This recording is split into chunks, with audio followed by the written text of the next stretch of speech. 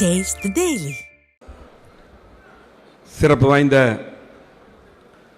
மூன்றெழுத்து மனித புனிதர் புரட்சி தலைவர் எம்ஜிஆர் அவர்களால் நிறுவப்பட்ட அனைத்திந்திய அண்ணா திராவிட முன்னேற்ற கழகத்தை தமிழ்நாட்டில் ஆட்சிக்கட்டில் மும்முறை தொடர் வெற்றியை தந்த சத்துணு தந்த சரித்திர நாயகன் மக்கள் மனதை வென்ற பொன்மனச்செம்மல் புரட்சி தலைவர் எம்ஜிஆர் அவர்களை வணங்கியும் உலகமே வியந்து பாராட்டும் சாதனை திட்டங்கள் தந்து தமிழகத்தில் அமைதி வளம் வளர்ச்சி கண்டு நம்மையெல்லாம் இவ்வுலகுக்கு அடையாளம் காட்டிய நம்மை விட்டு மறைந்த நித்தம் நான் வணங்கும் தெய்வம் புரட்சி தலைவி அம்மா அவர்களை வணங்கியும் உழவர் குடும்பத்தில் உதித்து புரட்சி தலைவர் எம்ஜிஆர் அம்மா இருவரும் தெய்வங்களின் பாசறையில் பயின்று தனது ஆளுமை திறமையால் மக்கள் விரும்பும் முதல்வரான இரும்பாலை தந்த சேலத்து கரும்பு மனிதர் குடிமராமத்து நாயகன் முத்தமிழின் பிறப்பிடம் வீரம் விளையாடு மாமதுரையில் வீர வரலாற்றின் பொன்விழா எழுச்சி மாநாடு நடத்தி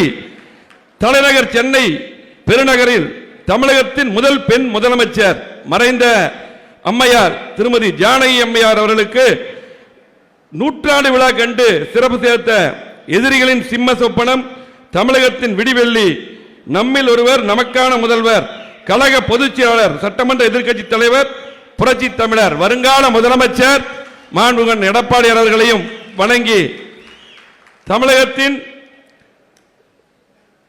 நம்முடைய முன்னோடி தலைவர்கள் கழக அவைத் தலைவர் கழக துணை பொதுச் செயலாளர் அதே போல துணை பொதுச் செயலாளர் தலைமை கழகத்தின் நிர்வாகிகள் மூத்த முன்னோடிகள் முன்னாள் அமைச்சர் பெருமக்கள் அதே போல இந்நாள் முன்னாள் நாடாளுமன்ற சட்டமன்ற உறுப்பினர்கள் மாவட்ட கழக செயலாளர்கள் பொதுக்குழு உறுப்பினர்கள் மற்றும் சிறப்பு அழைப்பாளர்கள் வரலாற்று சிறப்புமிக்க இப்பொதுக்குழுவில் பங்கேற்றுள்ள அனைவருக்கும் எனது வணக்கத்தை தெரிவித்துக் கொள்கிறேன்.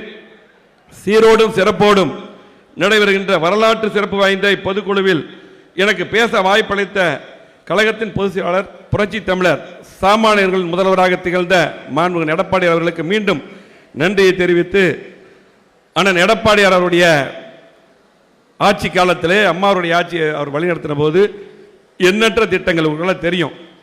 அது மட்டுமல்ல இன்றைக்கு அந்த நேரத்தில் ஒரு மாசத்துல போயிடும் 2 மாசத்துல போயிடும் 3 மாசத்துல போயிடுறாங்க. ஆனால் 4 வருடம் 2 மாதங்கள் அற்புதமான ஆட்சி தந்து அம்மா தந்த திட்டங்கள் மட்டுமல்ல மக்களுக்கு தேவையான திட்டங்கள் தந்த ஒப்பற்ற தலைவராக அருமை எடப்பாடி அவர்கள் தந்தார்கள். உங்களுக்கு தெரியும்.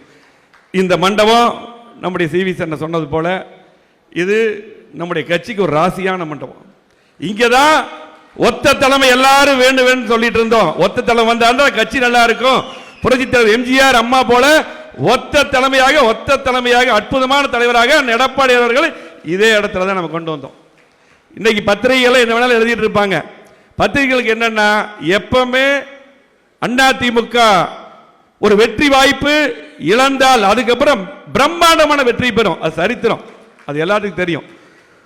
ஆனால் எடப்பாடி அவர்கள் 4 வருடம் 2 மாத காலத்தில் எத்தனை திட்டங்களை கொண்டு வந்தார் சொல்லிட்டே போலாம், அடிக்கிட்டே போலாம். அத்தனை திட்டங்கள் தந்தது எடப்பாடி அவர்கள். 7.5% இன்னும் பார்த்தீங்கன்னா 11 மருத்துவக் கல்லூரி. ஒவ்வொரு மாவட்டத்துக்கும் என்னென்ன திட்டங்கள் தேவையோ எங்க மாவட்டத்துக்கு நடத்திக்கிடுவாங்க. இதெல்லாம் 70 ஆண்டுகால பிரச்சனை. ஆனமலையார் நல்லார் திட்டத்துக்கு குழு அமைத்தது. இதெல்லாம் யாருமே கொண்டு வர முடியாத திட்டங்களை பூரா கொண்டு வந்தார் எல்லா மாவட்டத்துக்கும். இன்னைக்கு முதலமைச்சர் மு க ஸ்டாலின் அவர்கள் திறந்து வைக்கக்கூடிய அத்தனை திட்டங்களும் எடப்பாடியார் அவர்கள் நிதி ஒதுக்கி கொண்டு வந்த திட்டங்கள் தான். யாரும் மறுக்க முடியாது. அற்புதமான முதல்வராக இருந்தான் எடப்பாடியார் பொறுத்தளவுக்கு உங்களுக்கு எல்லாம் தெரியும். ஒரு கிளை செயலராக இருந்து பொதுச் செயலராக இருக்கார். ஒரு கிராமத்தில் பிறந்து ஒரு விவசாயியாக இருந்து ஒரு கிளை செயலர் முதலமைச்சரானவர். ஆகவே எல்லாமே அவருக்கு தெரியும். எந்த மாதிரி இன்னைக்கு பாத்தீங்கன்னா ஊடகங்களும் பத்திரிகைகளும் இன்னைக்கு நம்மை மாறி மாறி சிவி சென்ன தெளிவாக பார்த்து இன்னைக்கு பத்திரிகை இன்றைக்கு முழுமையாக இந்த ஆட்சியை ஸ்டாலின் ஆட்சி திமுக ஆட்சி தூக்கி பிடிச்சிட்டு இருக்காங்க. அது விட்டா இந்த ஆட்சி போயிடும். ஆனால் நாட்டு மக்கள் முடிவு பண்ணிட்டாங்க. ஒட்டுமொத்தமாக இன்னைக்கு திமுக 3 வருஷத்துக்கு மேல் 4 வருஷம் போது எந்த திட்டம் தராமல் இந்த ஆட்சி நடத்தி கொண்டிருக்கார். எதுவுமே தராமல் விளம்பரத்தில் மட்டும் ஒரு ஆட்சி நடக்குதுன்னா இன்னைக்கு திமுக ஆட்சி. இன்னைக்கு நம்முடைய தொண்டர்களை பொறுத்த அளவுக்கு யாரும் எதுக்கு கவலைப்பட வேண்டிய அவசியம் கிடையாது. நீங்க எல்லாம் உங்களுக்கு எல்லாம் தெரியும். நீங்க நிறைய ஊடகங்கள் போட்டிருக்காங்க. சாயங்காலம் ஒரு 4 பேர் உட்காந்துக்குவாங்க. நம்ம பத்தி தான் பேசுவாங்க. டிவியில நம்ம பத்தி மட்டும் தான் பேசுவான். நம்மளை வச்சு டிவியா ஓடுது. ஆனால் அதிமுக தொண்டர்கள் ஒரு முடிவு செய்துட்டா கண்டிப்பாக 2026 எடப்பாடி முதலமைச்சர் நிச்சயம் எந்த மாற்றுக்கு கிடையாது. இன்றைக்கு நாடாளுமன்ற தேர்தலை பொறுத்தளவுக்கு இன்னைக்கு பார்த்தீங்கன்னா இன்னைக்கு கூட்டணி இன்னைக்கு 2 கட்சி தான், தேமுதிகவும் அதே புதிய தமிழகம். அதே போல பிரதமர் வேட்பாளர் சொல்ல இன்னைக்கு 21% மேல இன்னைக்கு ஓட்டு வாங்கியிருக்கிறோம் எடப்பாடியார் அவர் பிரச்சாரம் பண்ணி. இன்னைக்கு பாத்தீங்கன்னா இன்னைக்கு பொதுச் செயலாளர் இன்னைக்கு யார் என்ன வேணாலும் சொல்லலாம். ஆனால் அதிமுக பொறுத்தளவுக்கு தெரிஞ்சுக்கங்க, திமுக பொறுத்தளவுக்கு 96 மட்டும் சன் டிவி ஆரம்பிச்ச போது இன்னைக்கு பொய் பேசி ஆட்சிக்கு வந்தாங்க. அதுக்கப்புறம் திமுக மக்கள் விரும்பி ஓட்டு போடவே இல்லை. 2006 மைனாரிட்டி திமுக ஆட்சி, 2021 கணக்கு பார்த்தா 1.5% தான். 1.5% தான் இன்னைக்கு பாத்தீங்கன்னா வித்தியாசம். இன்னைக்கு 75 தொகுதிகளை எடப்பாடியோட தலைமையில வெற்றி பெற்றோம். எங்களுடைய கோவை மாவட்டத்தில் 10 தொகுதி ஜெயிச்சோம்னா எடப்பாடி முதலமைச்சர் வரணும் தான் அவருக்காக தான் ஓட்டு போட்டாங்க. ஆகவே இன்றைக்கு அப்பவே மக்கள் முடிவு பண்ணிட்டாங்க. 1.5% வித்தியாசம். இன்னைக்கு எவ்வளவு வருஷம் 4 வருஷம் என்ன நடந்தது திமுக ஆட்சியில்? ஆகவே நம்மளை பொறுத்தளவுக்கு இங்க இருக்க வந்திருக்கும் நீங்கள் தான் எல்லாம் முக்கியம். நீங்க தான் இதுக்கு முன்னாடி பிரதமர் அம்மா அவர்களை கொண்டு வந்தீர்கள், பிரதமர் எம்ஜிஆர் அவர்களை கொண்டு வந்தீர்கள். இங்க இருக்க அத்தனை பேர் நீங்க வந்திருக்கிறீங்க. பேரூராட்சி செயலாளர் இருந்து, ஒன்றிய செயலாளர் இருந்து, பகுதி செயலாளர் இருந்து, நீங்க அத்தனை பொதுக்குழு உறுப்பினர்கள் வந்திருக்கிறீங்க. நமக்கு எடப்பாடி அற்புதமான திட்டங்களை வகுத்து கொடுக்கிறார். அவருக்கு எல்லாம் தெரியும். அதே கிளைச்சலாளர் இருந்து பொதுச் செயலாளர் இன்னைக்கு சொல்லியிருக்காரு 9 பேர் பூத் கமிட்டி போடுன்னு சொல்லியிருக்காரு. இன்னைக்கு 65,000 பூத்துக்கு இன்னைக்கு சரியா நேரம் போய் போட்டோம்னா இன்னைக்கு அவர் சொல்றது மட்டும் நம்ம கேட்டு செஞ்சா போதும். இன்னைக்கு அற்புதமாக கண்டிப்பாக நம்ம எதுக்கு யாரும் கிடையாது. இன்னைக்கு திமுக ஒரே ஒரு சவால் விடுறேன், மு.க. ஸ்டாலின் அவருக்கு தைரியம் இருந்தால் தனித்தனியா நின்று அதிமுக வென்று பாருங்களா. தனித்தனியா நின்றால் அதிமுக வெல்ல யாருமே கிடையாது. ஆகவே கண்டிப்பாக நாம் ஒற்றுமையாக இருந்து பாடுபட வேண்டும். அது மட்டுமல்ல, திமுக பொறுத்தளவுக்கு ஒரு தடவை முதலமைச்சராய் இன்னைக்கு ஆட்சிக்கு வந்துட்டாங்கன்னா அதுக்கப்புறம் மிக மோசமான தோல்வி தான். அதுக்கப்புறம் மிக மோசமான தோல்வி இன்னைக்கு பாத்துங்க. இன்னைக்கு பாத்தீங்கன்னா 89 ஆட்சிக்கு வந்த பின்னால் 91 2 சீட்டு தான் ஜெயிச்சாங்க இல்லையா? அதுக்கப்புறம் பாத்தீங்கன்னா என்ன 96 பொய் சொல்லி ஆட்சிக்கு வந்தாங்க. அதுக்கு பின்னால் 2001 மிகப்பெரிய வெற்றியை அம்மா மீண்டும் பெற்று முதலமைச்சராக வந்தார்கள். 2006 மைனாரிட்டி திமுக ஆட்சி. அதுக்கு பின்னால் 2017 எல்லாம் சொன்னாங்க அவ்வளவுதான், அன்னைக்கு கருணாநிதி மகன் நாலகரி எல்லாம் அதிமுக அவ்வளவுதான் சொன்னாங்க. அதுக்கு பின்னால் பாத்தீங்கன்னா 2011 200 தொகுதிக்கு மேல் வெற்றி பெற்று அம்மா முதலமைச்சராக வந்தார்கள். அதே போல 2016 தொடராட்சி அம்மா அவர்கள் கொண்டு வந்தார்கள்.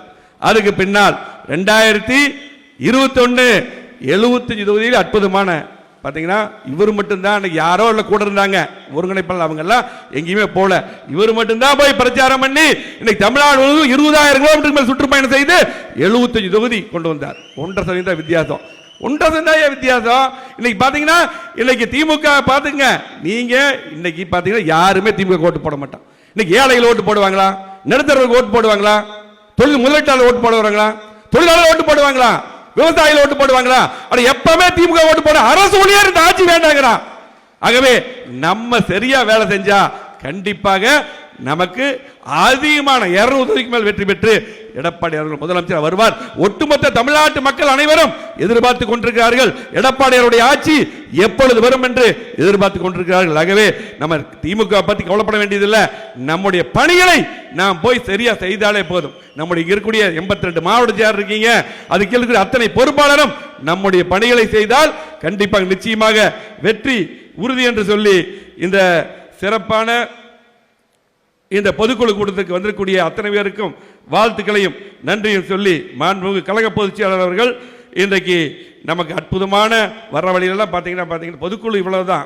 பொதுக்குழு கிட்டத்தட்ட ஒரு 5,000 பேர் இருப்பாங்க. ஆனால் வழியெல்லாம் பார்த்தீங்கன்னா கிட்டத்தட்ட 1,00,000 பேர் வழியில் பூரா இன்னைக்கு அத்தனை பேர் ஒவ்வொரு ஊர்லேருந்து வந்துட்டாங்க. ஒவ்வொரு ஊர்லேருந்தும் இன்னைக்கு கிளம்பி வந்துட்டாங்க. ஆகவே கண்டிப்பாக அதிமுக ஆட்சி உறுதி என்று சொல்லி மக்கள் மனதில் என்றும் நிலைத்து நிற்கும் சாதனைகளை செய்துள்ளோம். நாம் செய்த அளவு வளர்ச்சி பணிகளும் நலத்திட்டங்களும் இதுவரையில் யாருமே செய்யல. எத்தனையும் எடப்பாடியாருடைய ஆட்சியில் செஞ்சது. திமுக ஆட்சியின் அவலங்களை சட்ட ஒழுங்கு, விலைவாசி உயர்வு, மின்கட்டண உயர்வு, சொத்து வரி உயர்வு என்று அத்தனை நம்ம வீடு வீட போய் எடுத்து சொல்லி ஒவ்வொரு திண்ணை பிரச்சாரம் செய்தாலே போதும். ஏன்னா நமக்கு பார்த்தீங்கன்னா இன்னைக்கு அத்தனை ஊடகங்களும் நமக்கு எதிர்ப்பு, இன்னைக்கு பத்திரிகையாளர் எதிர்ப்பு. வீடு வீட போய் திண்ணை பிரச்சாரம் நமக்கு முக்கியம் என்று சொல்லி தமிழகத்தில் மக்களாட்சி மலரவும், எம்ஜிஆரின் ஆட்சி, அம்மாவின் ஆட்சி, ஏழைகளின் ஆட்சி, 8 திக்கும் புகழ் பெருப்பும் எடப்பாடியுடைய ஆட்சி மலரும். அதுவே நமது உயிர் மூச்சு. அயராது உழைப்போம் என கூறி நன்றி கூறி விடைகிறேன். நன்றி, வணக்கம்.